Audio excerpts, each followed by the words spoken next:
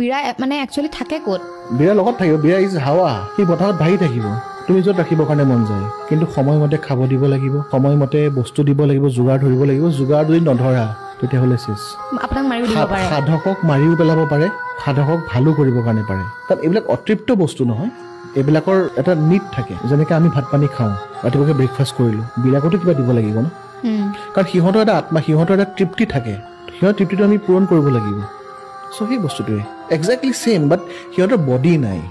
আৰু সিহঁতে ইয়াৰ পৰা যদি তুমি চাপ'জ পঠাবৰ কাৰণে মন গ'ল, যেনিবা মোৰ আজি গোলাঘাটত মোৰ পঠাবৰ কাৰণে মন গ'ল, যেনিবা গোলাঘাটত কাৰোবাৰ এটাৰ মানুহৰ মোক চাব লাগে, চ' মই পঠাই দিব পাৰোঁ, চাই আছোন যা কি হৈছে কি হোৱা নাই।